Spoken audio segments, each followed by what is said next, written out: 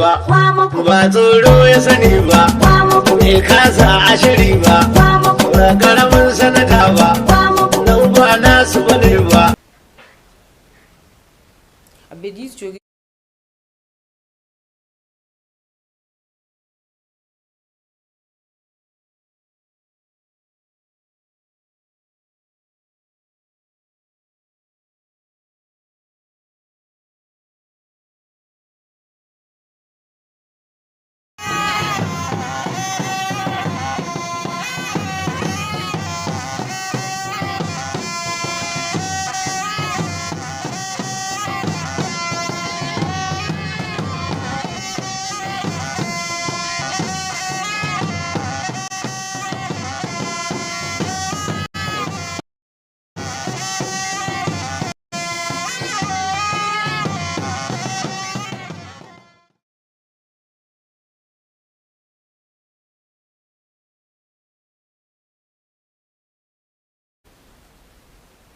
A very good evening and thank you so much for joining us at this time. Welcome to Alu TV News. Today is Thursday, 4th June 2026, which is equivalent to 18th Zulhijjah 1447 after the Hijrah of Prophet Muhammad is be upon him. Amin.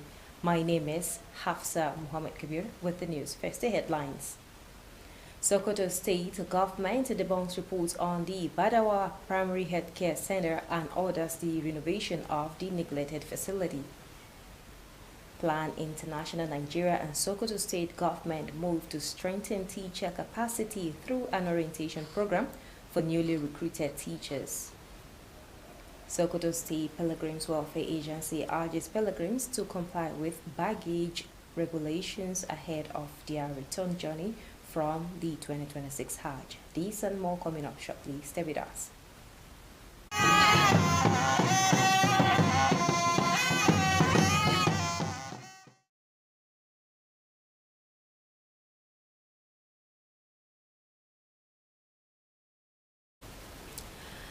Now the news in detail. The Sokoto State government has debunked reports circulating on the social media regarding the condition of the Badawa Primary Healthcare Center in Badawa community, Bodinga local government area. This followed an inspection visit by the Commissioner for Health, Dr. Faruk Umar Abakar, and his entourage to assess the actual state of the facility firsthand. Health correspondent Aisha Abdullahi Aminu reports that the Commissioner directed that the long-neglected facility be renovated as soon as possible. Her report. The facility, which has been in a dilapidated condition for several years, was inspected by relevant state authorities. Speaking during the visit, the community leader of Badawa, Shehu Muhammad Guduriyan Badawa, explained that the facility was established about 13 years ago, but was damaged by heavy rainfall and has not been renovated since then. Addressing members of the community, the Commissioner for Health, Dr. Faruk Umar Abubakar, described the situation as unfortunate, noting that the facility had been abandoned long before the present administration came into office. The information available from the district head, from the village head, this hospital dilapidated for the last 10 years. And this hospital, it had been for the last 10 years. And when we came on board, we have so far renovated over 160.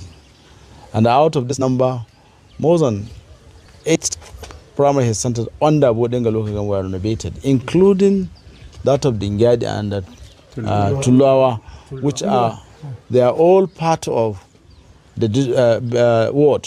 He also debunked reports circulating on social media claiming that the Badawa Primary Health Care Center was admitting patients and conducting delivery services.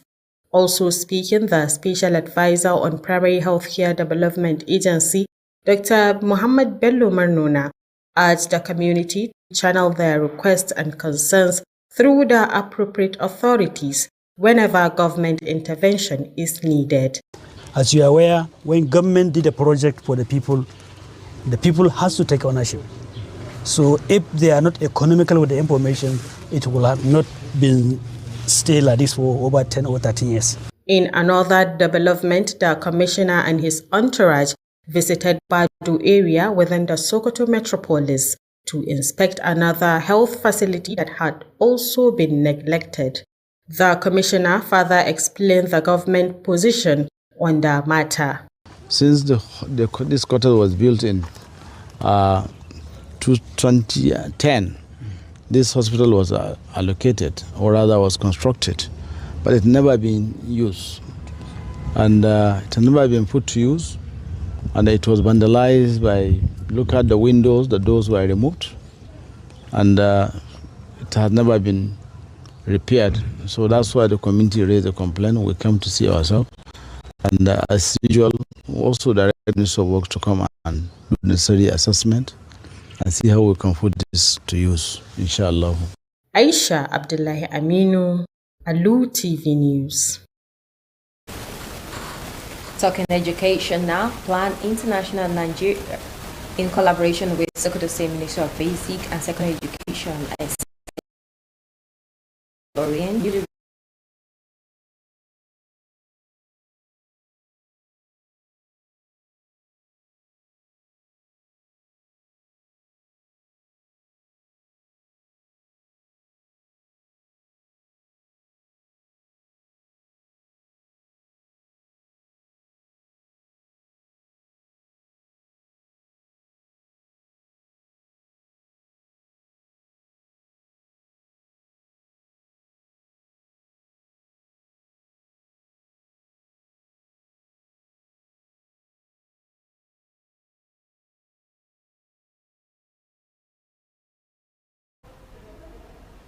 Talking education now, Plan International Nigeria, in collaboration with Sokoto State Ministry of Basic and Secondary Education, is set to orient newly recruited teachers on their responsibilities and expectations to ensure effective service delivery before they fully commence their duties in schools across the state.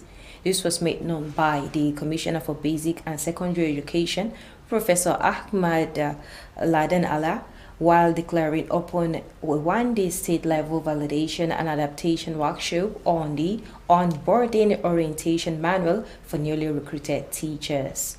Education correspondent Aminu Al-Hussein Amana reports that the workshop brought together key stakeholders in the education sector to review, validate and adapt the manual to reflect the realities and priorities of the state's education systems. His report. Declaring the workshop open, the Commissioner for Basic and Secondary Education, Professor Ahmad Laden Allah, said orientation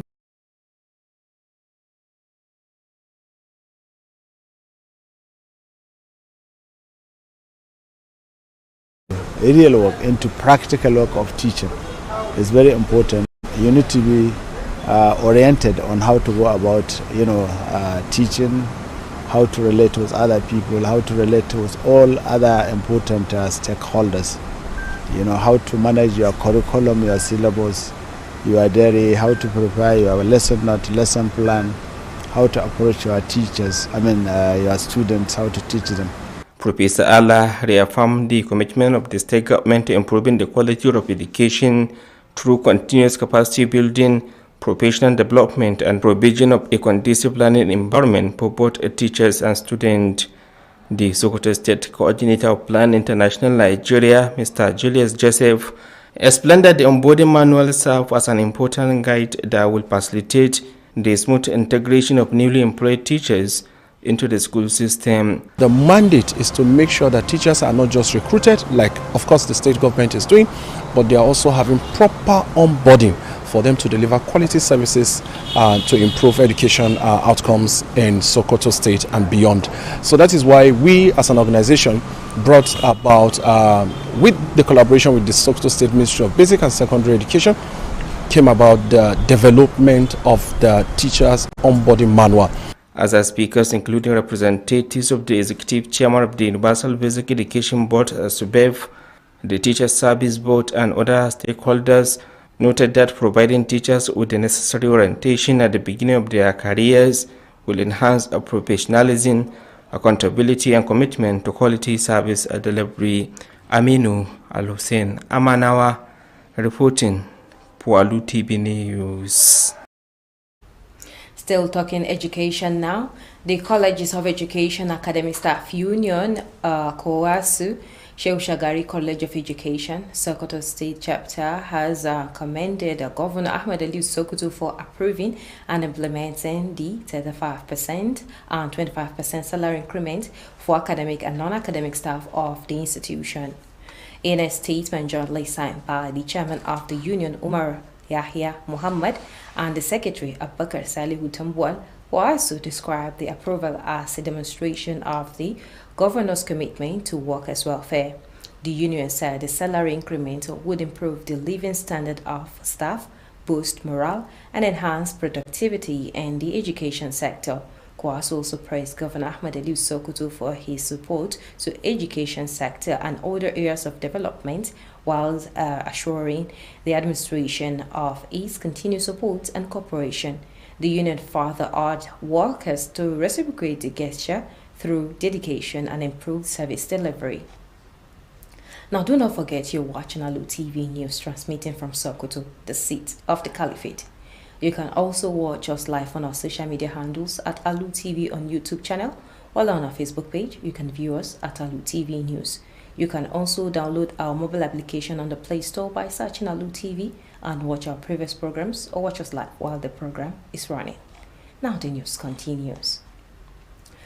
Alu TV has received an award of excellence from Ansarullah Qadariya Sokoto in recognition of its emergence as the best free-to-air satellite television station in Sokoto State for the year 2026.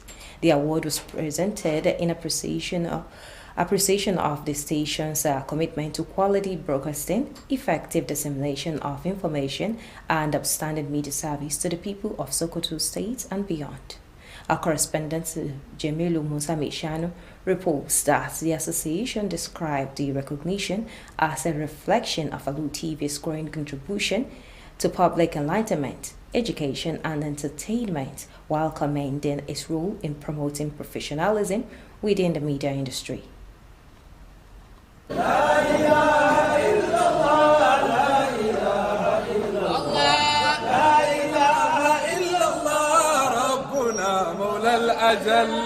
Presenting the award, the chairman of the association, Alhaji Junaidu Faruku Gaisalmadi, said the honor was aimed at encouraging the station to sustain its dedication to excellence in broadcasting and service to humanity. He praised the management and staff of Alu TV for their effort in ensuring the delivery of capable and informative programs to viewers across the state and beyond. The chairman also commended Governor Ahmad Aliyu Sokoto and the Chief Executive Officer of Alu TV, Senator Aliyu Magatakar Dawamoko, for their commitment to initiatives geared toward improving the welfare and well-being of the people. Responding on behalf of the management and staff of the station, the General Manager of Alu TV, Alhaji Bashar Abubakar, expressed appreciation for the association for finding the organization worthy of the recognition. He described the award as a source of encouragement and motivation for the station to continue upholding higher standards of professionalism and excellence in broadcasting. From my knowledge, Alhamdulillah, Alu TV was able to secure that award. And that is to tell you, people are appreciating the little we are doing. They are watching what we are doing. And this is another call to all of us that we should be dedicated. We should be committed. We should work hard to come up with more programs for the benefit of our viewers, not within Sokoto, even beyond Sokoto. Alhaji Bashar further called on members of staff to remain committed to producing quality programs that meet the expectation of viewers and contribute positively to societal development. He also assured the Association of Alu TV's continued support and pledged the station readiness to collaborate closely with the organization in advancing activities and programs that will benefit the community. Of course, we cannot go without them because they own the station. What I mean by they own the station, they make news. So we take news. Whenever they have any activity, we assure them we are going to go together with them to cover it for the public to see what they are doing. And by the way, what they are doing is for the public, because they have foundation. The foundation is meant to assist the less privileged in the society. Jamilu Musa Meshanu, Alu TV News. A Sokoto-based technology firm, Lead Tech Limited, has organized the Ignite 2026 Sokoto Youth Tech Catalyst, a digital skills summit amid at equipping young people with the knowledge and competences required to thrive in the future workplace. Our correspondent Nasiru Alhaji Sani reports that the initiative brought together youth, technology professionals, policymakers and industry stakeholders to explore opportunities in emerging technologies and the rapidly evolving digital economy. The Permanent Secretary, Sokoto State Ministry of Innovation and Digital Economy, Dr. Nasir Dania, described the summit as a timely intervention and commended effort aimed at harnessing digital opportunities and empowering young people with relevant technological skills. He highlighted the Sokoto State Government's commitment to promoting innovation and digital inclusion as part of its broader strategy to prepare the state's youth for emerging economic opportunities. You cannot succeed when you are bringing innovation and changes without the people embracing it. So I call on the public sector specifically, the people that are working for the government, either as elected or as appointed, to take this really serious, because when the leadership takes this, then stepping it down will be very easy. So by that extension, the students have a major role to play here, because we are nurturing and grooming the upcoming people that will come and take over the affairs, the roles and responsibilities of governance.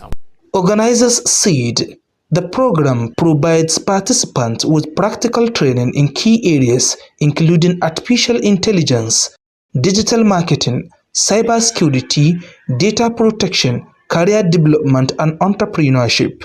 We felt that this type of initiative is paramount to all corporate bodies, organizations, companies, and also the governments. Our teaming youths need to, scale up.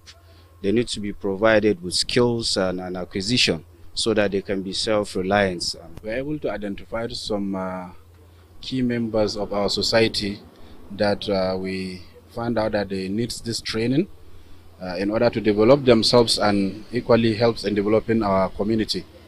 They noted that the initiative is designed to bridge the digital skills gap and enhance the employability and competitiveness of young people in today's digital-driven world. Participants expressed appreciation for the training, describing it as a valuable opportunity to acquire practical skills and gain insight into emerging trends shaping the global digital economy. Right, my name is Sophia. I am a content director. I am also a media personnel. I've worked with TV present. I've also worked as a TV presenter and also a radio presenter. Because if you look around, technology is already taking over, especially artificial intelligence, and yet some persons are still not aware. So with this kind of initiative and this kind of program, it can create awareness within the youth to know that, okay, this is the latest trend and how they can align with the latest trend and also thrive. The one-day summit organized by Lintech Limited provided a platform for young people to develop skills critical to workforce competitiveness, innovation, and economic growth. Naziru Alajisani, Alu TV News. Away now to security, where the Sokoto State Police Command, through its Violent Crime Response Unit, VCRU, and anti-kidnapping unit in collaboration with all the security agencies, has successfully foiled an armed bandit attack on Mimasa Matankari village, a remote community bordering Zamfara State and Turita local government area. The operation led a recovery of 25 stolen cattle, while no casualties were recorded during the incident. According to the police, the commander received a distress call on the 2nd of June 2026 at about 2 p.m.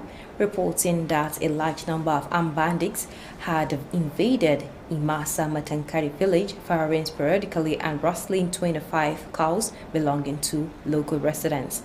Upon receiving the report, the officer commanding the Violent Crime Response Unit, who was on heightened alert, immediately mobilized a continued team conspiring operatives of the anti-kidnapping unit and personnel of the Army Forward Operating Base.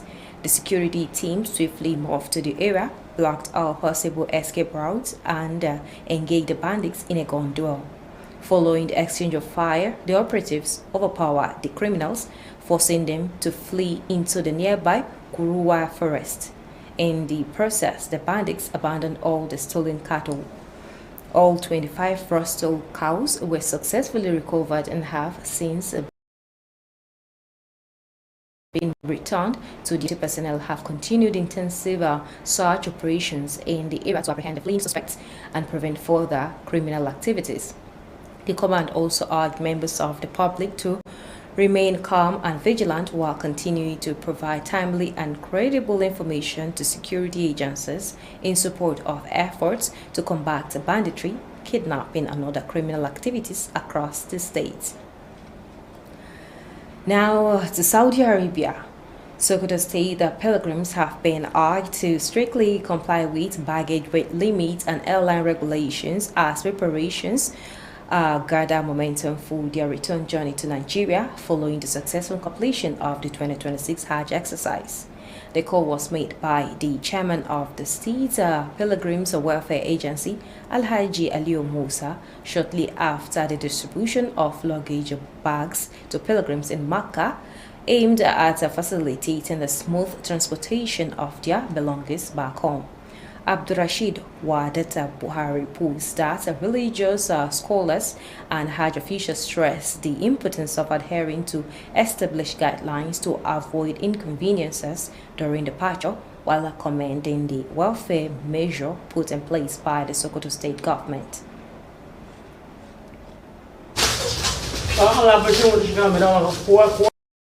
Alhaji Ali Musa explained that the agency had provided each pilgrim with the approved baggage allowance and urged them to comply with stipulated guidelines to ensure a smooth and hitch-free departure process. He emphasized that adherence to the regulations will help prevent unnecessary delays, confiscation of items, excess charges at the airport, while also facilitating orderly movement of pilgrims back to their designations. Commend preparation for airlift of pilgrims to back to Nigeria. By special grace of God, the schedule is starting by 11th of this month to commence airlift to back to Nigeria, inshallah. And our call to the pilgrims is to strictly adhere to the weighing of the bags to 23 kg as per stipulated by the airlines, because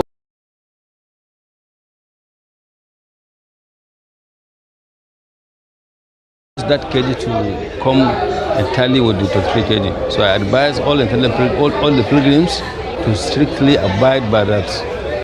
Speaking from the religious perspective, the Alkali Malaman Sokoto Sheikh Ahmad Umar Helele highlighted Islamic teachings on honesty, discipline, and respect for let-down regulations. He noted that complying with approved baggage limits is consistent with principles of fairness and obedience encouraged by Islam. ومن تعجل في يومين فلا إثم عليه ومن تأخر فلا إثم عليه أما كذا لمن اتقى واتقوا الله واعلموا أنكم إليه تحشرون. Similarly, Malam Bashir Gidan Kanawa advised pilgrims to strictly observe the guidelines to avoid losing their belongings during airport screening and handling process. He further stated that the recent donation of 1,000 Saudi riyals to each pilgrim by Governor Ahmed Ali Sokoto was intended to provide additional comfort and support during their stay in the Holy Land. Speaking on accommodation arrangements in Makkah, the chairman of the accommodation committee, Alhaji Hassan Dangote, revealed that Sokoto state pilgrims were enjoying one of the closest accommodation locations to the Holy Haram among Nigerian contingents. He attributed the achievements to the commitment of the Sokoto state government towards ensuring the welfare and convenience of pilgrims throughout the Hajj exercise. Special prayers were also offered for Governor Ahmed Ali Sokoto, the leadership of the state, and for continued peace, unity and harmonious coexistence in Sokoto State and Nigeria as a whole. Abdurrashid Wadata Buhari, reporting from Makkah, Kingdom of Saudi Arabia.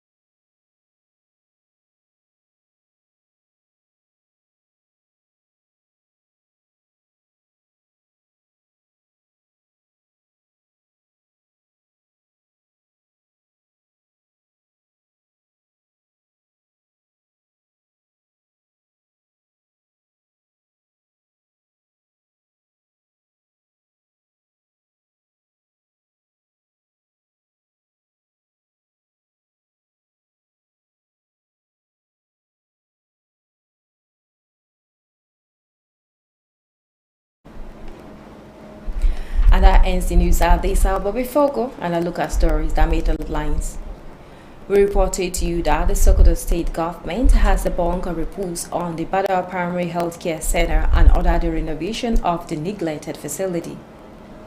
We also brought to you that Plan International Nigeria and the Sokoto state government have moved to strengthen teacher capacity through an orientation program for newly recruited teachers. We also told you that the Sokoto State Pilgrims Welfare Agency has asked pilgrims to comply with baggage regulations ahead of the return journey from the 2026 Hajj. Now, on behalf of the news editor Bashar Abakar and the production team, I am still Hafsa Muhammad Kabir saying, may God have mercy on our country, Nigeria. Do have yourself a lovely evening. Bye-bye.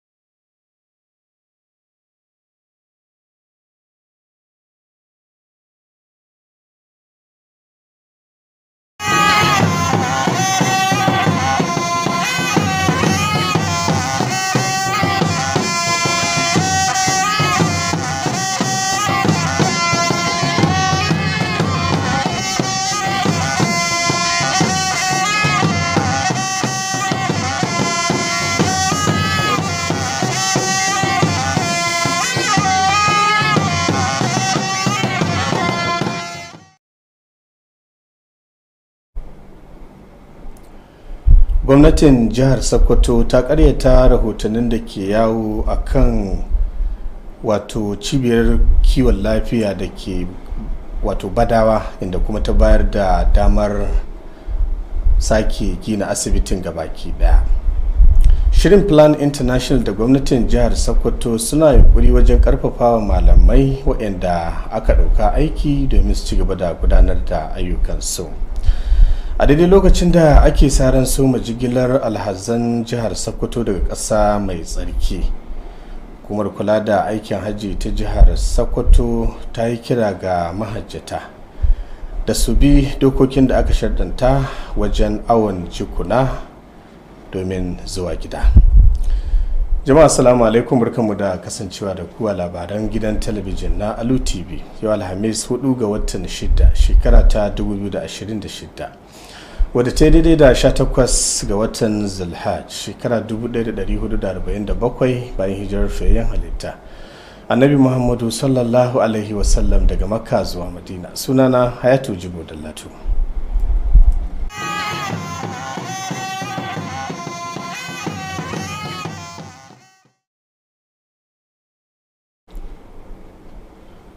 Gwamnatin jihar Sokoto ta karyata rahotannin da ke yawo a kafafen sadarwa na zamani, musamman dangane da asibitin wato kiwon lafiya da ke garin Badawa a karamar hukumar mulkin Bodinga. Wannan ya biyo bayan wata ziyara da kwamishinan kiwon lafiya na jihar Sokoto Dr. Faruk Umar Abubakar ya kai tare da ayarinsa domin ganarwa idonsa akan wannan asibitin. Wakiliyarmu Aisha Abdullahi Aminu ta ba mu labarin cewa nan take kwamishinan ya bayar da umarni domin sake gina ko kuma gyara abubuwan da suka lalace a cikin asibitin. Ga ta dauke da cikin rahoton nata. Masu alhakin da ya dace a jihar sun gudanar da duba cibiyar lafiyar wadda ta shafe shekaru da dama cikin mawuyacin hali sakamakon lalacewa da ta yi. Da yake jawabi yayin ziyarar mai anguwar Badawa, Shehu Muhammad Guduregen Badawa ya bayyana cewa an kafa cibiyar ne kimanin shekaru 13 da suka gabata, amma ruwan sama mai ƙarfi ya lalata shi kuma ba a sake gyarawa ba tun daga lokacin. Yayin da yake jawabi ga al'ummar yankin, kwamishinan lafiya na jihar Sokoto Dr. Faruk Umar Abubakar ya bayyana halin da cibiyar ke ciki a matsayin abin takaici. Yana mai cewa an yi watsi da ita tun kafin gwamnati mai ci a halin yanzu. Da haka taho da ni yanzu na ɗai na yi dakatar da duk wani aiki ko gudanar da ba da maganuka ko kula da asibiti. Za a kwashe a koma ga gida can, daga nan zuwa kwana da daɗaya ba za a gyara wancan gida, za su asibiti su koma can temporary ci gaba da aiki. Har ila yau ya ƙaryata rahotanni da ke yawo a kafafen sada zumunta da ke ikirarin cewa cibiyar kula da lafiya matakin farko da ke Badawa tana karɓar marasa lafiya tare da gudanar da haihuwa. Shi ma da yake nasa jawabin, mai baiwa gwamnan shawara na musamman kan hukumar kiwon lafiya matakin farko, Dr. Muhammad Bello Marnona, ya buƙaci al'umma da su riƙa gabatar da buƙatunsu da ƙorafe-ƙorafe ta hanyoyin da suka dace a duk lokacin da suke buƙatar sa hannun gwamnati. Kuma na fatan cewa can gaba in wani abu ya faru game da harkokin lafiyar ku sai a bada labari rubuce ko abin da muna da wakilai ko ina. A wani ci gaba kuma, kwamishinan tare da tawagarsa sun ziyarci unguwar Bado da ke cikin birnin Sokoto domin duba wata cibiyar lafiya da ita ma aka yi watsi da ita. Kwamishinan kuma ya yi ƙarin haske kan matsayin gwamnati game da lamarin. Kuma mun duba mun gani, amma bayanan da annan na gaskiya wannan asibitin da aka yi ta a lokacin da aka yi waɗannan quarters in 2010 ba a taɓa wani da wannan asibiti ba. And yan kishin ƙasa suka zo suka cire tagogi da windows, and da haka shi sa muka zo muka gani yanzu, amma in Allah ya so za mu umarci ma'aikatar ayyuka ta zo ta duba da abin da a shawarar da suka ba su, za mu dubi gyara wannan asibiti koma cigaba da aiki don waɗannan jama'a su cigaba da amfani da ita insha Allah. Aisha Abdullahi Aminu, labarun Alu TV. Shirin Plan International da gwamnatin jihar Sokoto sun shirya tsaf domin ganin an horas da sababbin malaman da gwamnatin jihar Sokoto ta ɗauka aiki da zumar ganin sun gudanar da karantarwa kamar yadda ya kamata. Kwamishinan kula da ma'aikatar ilimin firamare da kuma karamar sakandare ta jihar Sokoto Professor Ahmad Ladan Ala shine ya bayyana haka a lokacin buɗe taron na kwana ɗaya wanda aka shirya wa malaman da zamar ganin sun gudanar da ayyukan su kamar yadda ya kamata. Wakilinmu Aminu Al-Husaini Amanawa ya aiko mana wannan rahoto. Da yake buɗe taron na shirin ilimi matakin farko na jihar Sokoto, Professor Ahmad Ladan Ala ya bayyana cewa taron wanke kwakwalwa na da manufa ne na ilmantar da sababbin malamai da ma irin ka'idojin da ke kan aikin koyarwa da zai taimaka musu wajen gudanar da ayyukan nasu. Wanda duk zai zo ya koyar a sanar da shi ya harkar karantawa take me ya kamata ya yi, ya zai shirya wato lesson plan lesson note shi, ya zai je ya tabbatar da cewa ya shiga aji cikin natsuwa ya koyar, ya zai tsayawa ya diba wato curriculum syllabus din shi ya tabbatar da cewa ya kasafa shi ya masa into scheme of work. A daga Farfesa Ahmad Ladan Allah yana na ta wajen gwamnatin jiha musamman na cigaba da samar da ingantaccen ilimi ta hanyar cigaba da horas da malamai da inganta jin daɗin malamai da kuma ɗalibai. Jami'in ƙungiyar Plan International Nigeria jihar ta Sokoto Julius Joseph ya bayyana cewa samar da daftarin da manufa ne da zai taimaka wajen ganin cewa sababbin malaman su gudanar da ayyukansu yadda ya dace. An ɗauke su aiki bane, a'a, ya zama to an ɗauke su aiki kuma an shirya su, an ba su kulawa, an ba su ɗamara mai kyau su kai aikin inda ya kamata kuma su yi shi saboda a samu ci gabawar ilimi a jihar Sokoto. Sauran waɗanda suka makanta a wajen taron su haɗa da wakilin shugaban hukumar kula da bayar da ilimi bai ɗaya ta jihar Sokoto su da na hukumar kula da ɗaukar malamai da sauran masu fara tsaki, inda dukkanin suka yi amana cewa samar da wanki kwakwalwar zai taimaka na ganin cewa malaman da aka ɗaukan sun gudanar da ayyukansu yadda ya dace. Ƙarshen rahoton kenan. Aminu Al-Husaini Amanawa, labarun Alu TV. Ƙungiyar malaman kwalejojin ilimi ta ƙasa reshen kwalejin Shehu Shagari da ke Sokoto ta jinjina wa gwamnan jiha Ahmed Aliyu akan amincewa tare da ɗabbakar da ƙarin biyan albashi na kashi 35 da kuma 25 ga malamai ga ma waɗanda ba malamai ba a makarantar. A cikin wani bayani mai ɗauke da sa hannun shugaban ƙungiyar Umar Yahaya Muhammad kazalika da sakatarinsa Abubakar Shehu Tambuwal sun bayyana wannan karimci na gwamna da cewa wato an yi shi ne da zumar kyautatawa ma'aikata. Ƙungiyar ta bayyana cewa ba shakka ƙarin albashin da aka samu zai karfafawa malaman domin ganin sun ci gaba da gudanar da ayyukansu kamar yadda ya kamata. Daga nan sai ta jinjina wa gwamnan jihar Sokoto akan kokarin da yake yi wajen ganin ya tallafa wa sha'anin ilimi kazalika da wasu sassan ci gaban al'umma, inda kuma ta bayyana cewa da yadda Allah za su ci gaba da bayar da gudunmuwarta domin samun nasarar gwamnatinsa. Ƙungiyar daga nan sai ta buƙaci ma'aikata da su mayar da karimci ta hanyar dagewa da aiki domin samun nasarar gudanar da shi kamar da ya kamata. Kada ku shafa, kuna kallon labaru ne daga nan gidan talabijin na Alu TV da ke Sokoto birnin Shehu, cibiyar daular Usmaniya. Za ku iya kallon dukkanin shirye-shiryenmu a manhajojin sadarwa na zamani, musamman ma dai a YouTube, yayin da za ku iya kallon labarun da muke kawo muku kai tsaye a shafinmu na Facebook. Wato shafinmu na Facebook. Za ku iya sauke dukkanin manhajoji a wayoyinku na salula domin kallon shirye-shiryen da muke gabatarwa, wayanda muka naɗa kazalika da wayanda suke tafiya a halin yanzu. Wani kamfani a jihar Sokoto mai suna Technology Farm wato Lintech Limited zaka dai ya shirya wani taro da zimmar karfafawa matasa akan yadda za su rungumi harkokin da suka jibinci fasahar zamani da zimmar ganin sun samu kwarewa ta wannan haujin. Wakilinmu Naziru Alhaji Sani ya bamu labarin cewa wannan yunkuri na da zimmar ganin an haɗa kan matasa wuri guda tare da tabbatar da ganin sun samu ilimi, fasaha da kuma kwarewa akan abubuwan da suke bijirowa a wannan lokaci. Gashi dauki da cikon rahoton nasa. Babban sakataren ma'aikatar kirkire-kirkire da tattalin arziki na zamani ta jihar Sokoto, Dr. Nasir Daniya, ya bayyana taron a matsayin wani shiri da ya zo daidai da lokaci, inda ya ba da ƙoƙarin da ake yi na amfani da fasahar zamani tare da baiwa matasa damar samun ƙwarewa da suke bukata. Bangaren zartarwa da bangaren shari'a da bangaren dokoki duka ana buƙatar su shigo cikin waɗannan abubuwa. Alhamdulillah mai girma gwamna ya yi tsaye yana hawa ya tabbatar da an kirkiro dokar da ta yi establishing hukuma, wato Sokoto State Information Communication Technology Development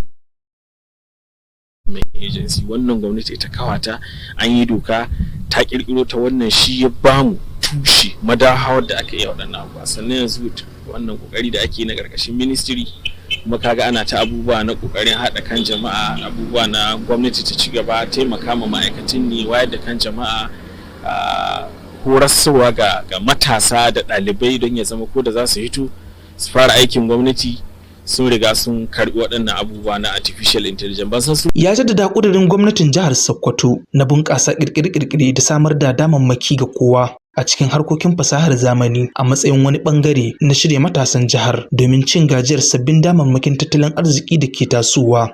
Jagorin da suka shirya taron sun bayyana cewa an baiwa mahalarta taron horo a aikace a muhimman fannoni da suka hada da ƙirƙirarriyar fasahar zamani, tallata kasuwanci a zamanance, samar da tsaro a yanar gizo, kare bayanai, bunƙasa sana'o'i da harkokin kasuwanci. Sun ƙara da cewa an tsara wannan shirin ne domin rage gibin da ke akwai a fannin ƙwarewar fasahar zamani tare da ƙarawa matasa damar samun aiki da kuma inganta goyayya da tsara a faɗin duniya. Mahalarta taron sun nuna jin daɗin su inda suka bayyana shi a matsayin wata muhimmiyar dama ta samun ƙwarewa ga ayyukansu da kuma fahimtar sabbin sauye-sauyen da ake samu da bunƙasa tattalin arziki a faɗin duniya. Taron na yini ɗaya wanda kamfanin Lintech Limited ya shirya ya samarwa matasa da wata dama ta haɓaka ƙwarewarsu wadda ke da matuƙar muhimmanci wajen samun aiki, ƙarfafa ƙirƙire-ƙirƙire da bunƙasa tattalin arziki. Naziru Alhaji Sani, labaran Alu TV. Gidan talabijin na Alu TV ya karbi wata lambar karramawa daga kungiyar Ansarul Qadiriyya da ke Sokoto a matsayin kafa ɗaya tilo wadda take haska ko kuma yada shirye-shirye a kafafen sadarwa, musamman ma dai dangane da bunƙasa al'amuran da suka jibinci al'ummar jihar Sokoto da kuma ƙasa baki ɗaya. Wannan karramawar dai an gabatar da ita ne a bisa kokarin da gidan talabijin din ke gudanar da ayyukansa da kuma irin yadda yake yada labarai da kuma haska abubuwan da suka jibinci bunƙasa al'umma da kuma tattalin arzikinsu. Wakilinmu Jamilu Musa Mai Shanu ya bamu labarin cewa kungiyar dai ta gabatar da wannan karramawar a lokacin da ta ziyarci gidan talabijin na Alu TV da ke Sokoto domin tabbatar da ganin gudunmuwar da take bayarwa wajen ci gaban al'umma. Gashi dauke da cikon rahoton nasa.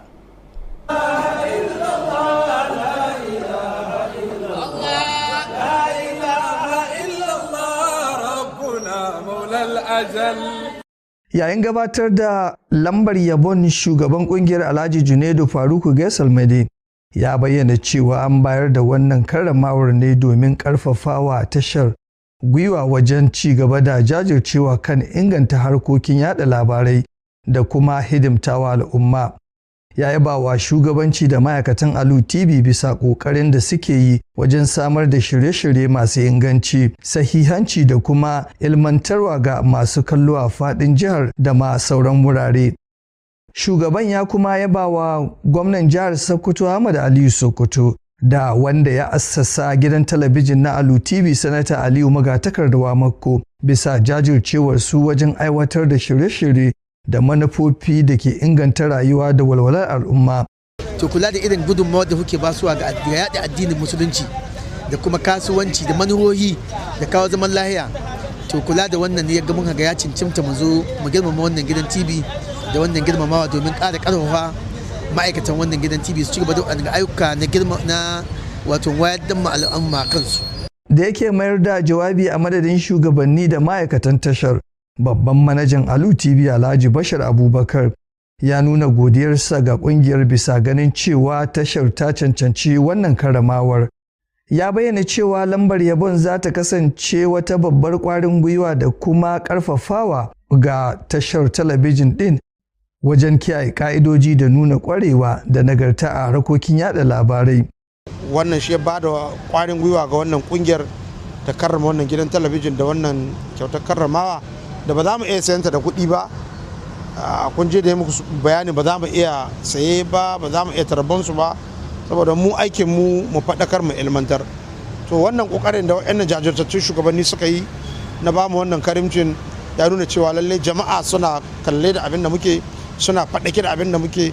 Alhaji Bashir ya kuma yi kira ga ma'aikatan tashar da su ci gaba da mayar da hankali wajen samar da shirye-shirye masu inganci da za su gamsar da masu kallo tare da bayar da gudunmuwa ga ci gaban al'umma. Haka kuma ya tabbatar wa ƙungiyar da ci gaba da samun goyon bayan tashar Alu TV tare da bayyana shirin tashar na yin aiki kafaɗa da kafaɗa da ƙungiyar wajen ciyar da ayyuka da shirye-shiryen da za su amfani al'umma gaba. Idan kuka diba ayyukan da suke yi, ayyuka ne na jin kan al'umma, suna taimakawa marasa ƙari, suna ziyarce-ziyarce na shugabanni magabata da suka gabata na daular Usmaniya, suna ba da tallafi ga marasa ƙarfi, ga marasa lafiya. To ai wannan kuma shine ake bukata. Saboda haka mun ba su tabbacin cewa duk da suke da irin waɗannan shirarwan su gaya mana shirye muke mu je mu ɗauko mu faɗa ma al'umma domin al'umma su gani su yi koyi da abin da wannan ƙungiyar kai. Ƙarshen rahoton kenan. Jamilu Musa Mai Shanu, labaran Alu TV.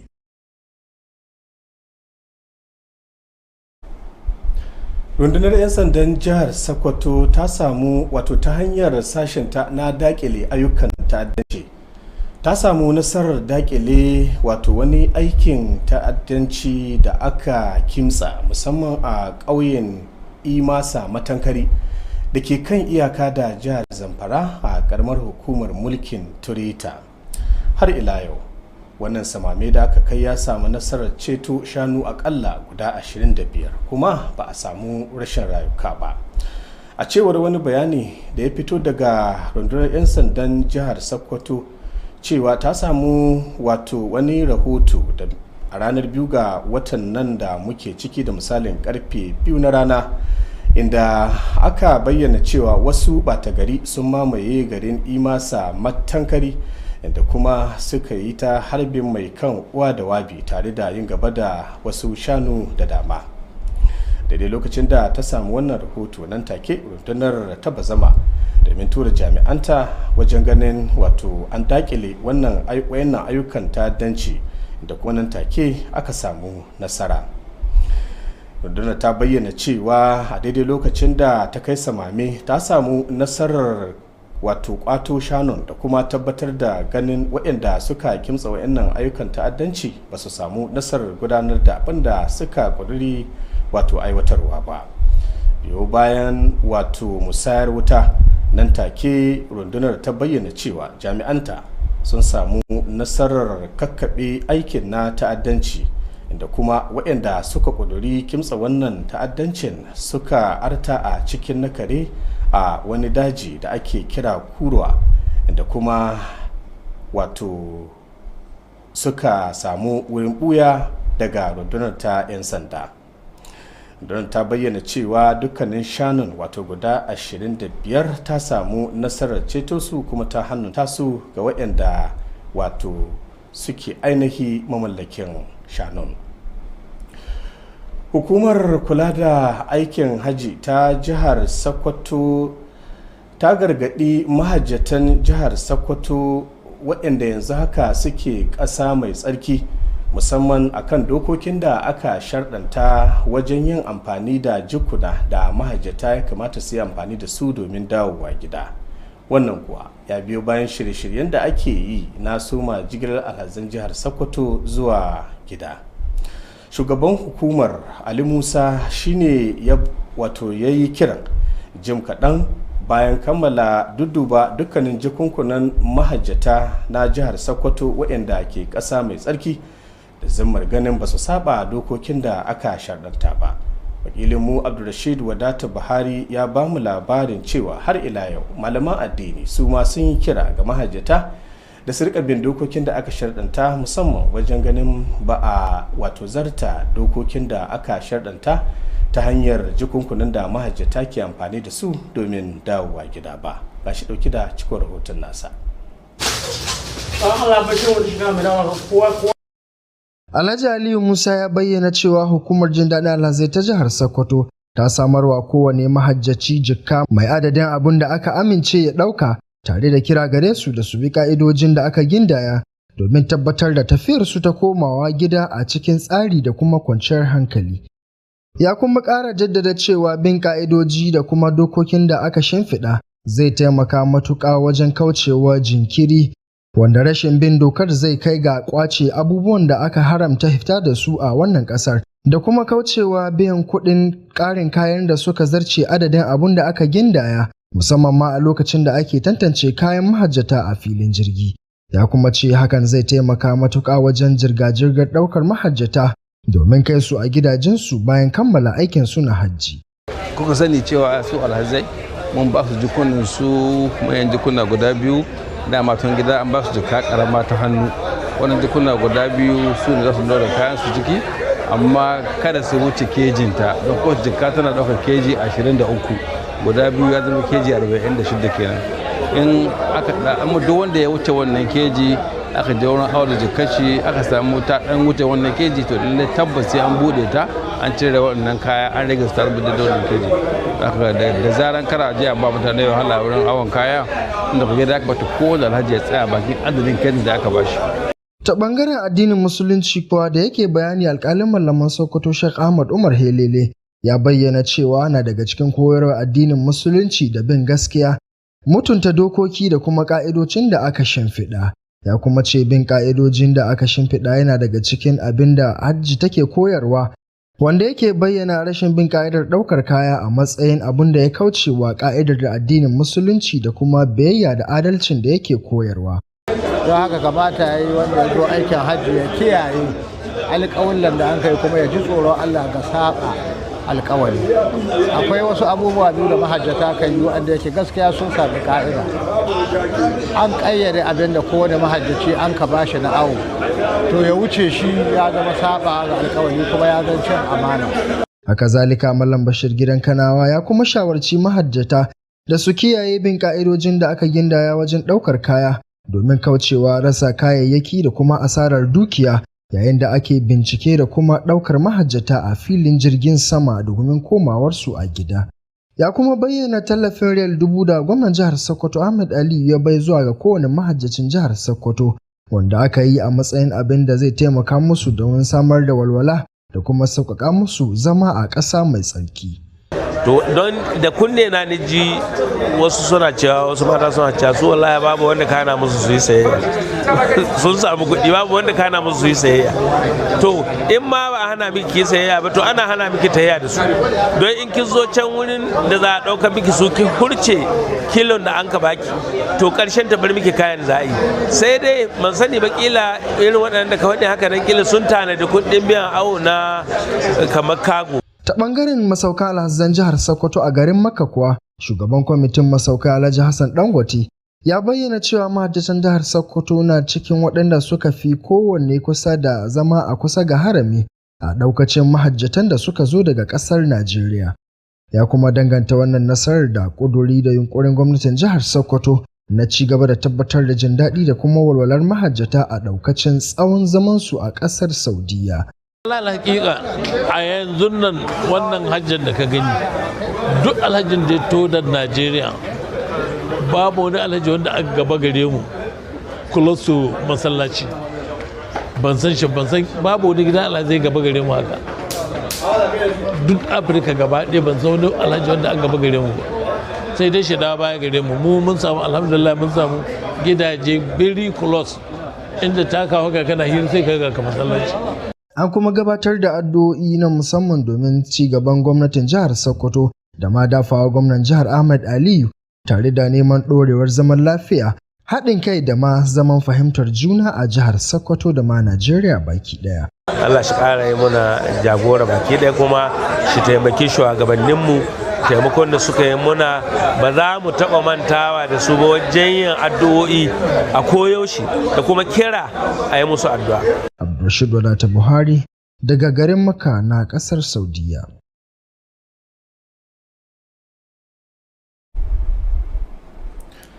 To jama'a ƙarshen labaran kenan, amma kafin ne sallama da ku wani sake so muku wasu daga cikin muhimman kanunsu. Mun ba ku labarin cewa gwamnatin jihar Sokoto ta ƙaryata rahotannin da ke yawo a kafafen sadarwa na zamani a cibiyar kiwon lafiya da ke garin Badawa, inda ta bayar da umarni domin gyara asibitin. Har ila yau kun ji cewa shirin Plan International a Najeriya kazalika da gwamnatin jihar Sokoto suna yunkuri wajen ganin an karfafa wa malamai, musamman sababbin malaman da aka ɗauka ta hanyar horar da su domin sanin makamar aiki. Da ƙarshe kuwa kun ji cewa a daidai lokacin da ake sa ran soma jigilar alhazan jihar Sokoto zuwa gida daga ƙasa mai tsarki, hukumar kula da jin daɗin alhazan jihar Sokoto ta yi kira a gare su da su yi ƙoƙarin bin dokokin da aka sharɗanta wajen ƙayyade jikunan da ya kamata alhazai su dawo da su a nan gida. A madadin wanda hidimar ta ci labaran Bashir Abubakar da sauran abokan aiki, Hayatu Jibu da Latu ke ce da ku Allah ya sa mu kyakkyawan ƙarshe. Wassalamu alaikum.